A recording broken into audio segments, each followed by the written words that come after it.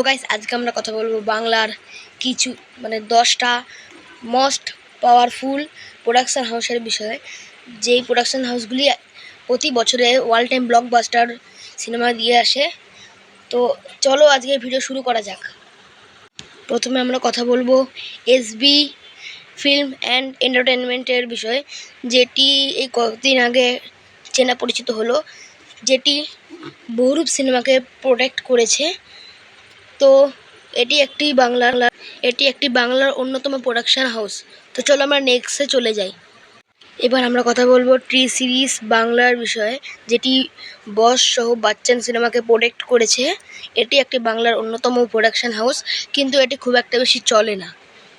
তো এটা এই দুটো সিনেমার জন্য একটু বেশি বিখ্যাত হয়েছে, যা টি সিরিজ বাংলা।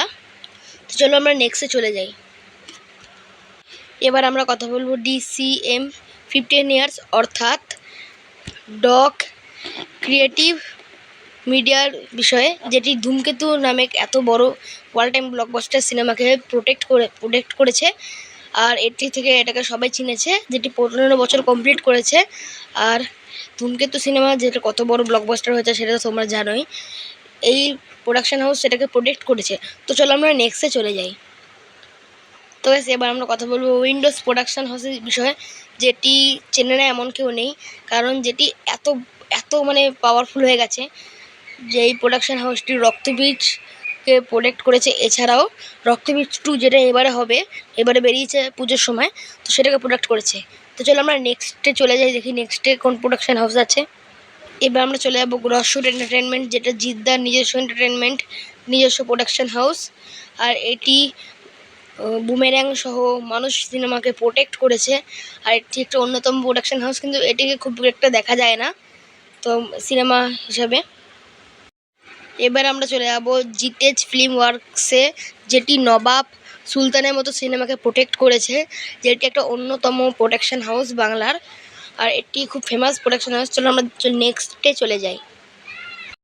এবার আমরা কথা বলবো SK মুভিসের বিষয়ে, যেটি একটা খুব পপুলার প্রোডাকশন হাউস, যেটি খোকা বাবু এবং নবাবের মতো সিনেমাকে প্রোটেক্ট করেছে। এছাড়াও এটি প্রচুর সিনেমাকে প্রোটেক্ট করেছে এবং এটি ভারতের অন্যতম বাংলা চলচ্চিত্রের ফেমাস প্রোডাকশন হাউস।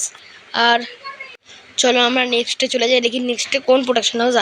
এবার আমরা কথা বলবো দেব এন্টারটেনমেন্ট ভেঞ্চার্সের বিষয়ে, যেটি দেবদার নিজস্ব প্রোডাকশন হাউস এবং এটি যে কত বড় হিট প্রোডাকশন হাউস সেটা তোমরা না দেখলে বুঝতে পারবে না।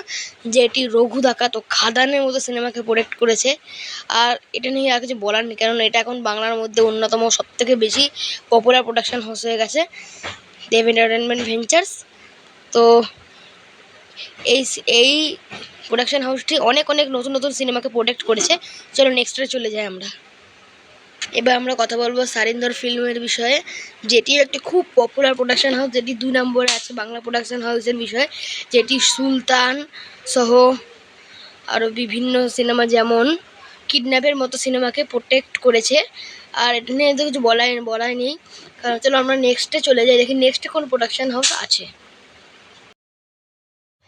এবার আমরা কথা বলবো বাংলার সবথেকে বড় প্রোডাকশন হাউস SVF এর বিষয়ে, যেটি শুরু থেকে বর্তমান পর্যন্ত এখনও খুব ভালোভাবেই চলছে। আর এই প্রোডাকশন হাউসটি বিভিন্ন সিনেমাকে প্রোটেক্ট করেছে, যেমন রঘু ডাকাত সহ সাথী সিনেমাটাকেও প্রোটেক্ট করেছে। আজকের মতো টাটা, দেখা হচ্ছে পরের ভিডিওতে।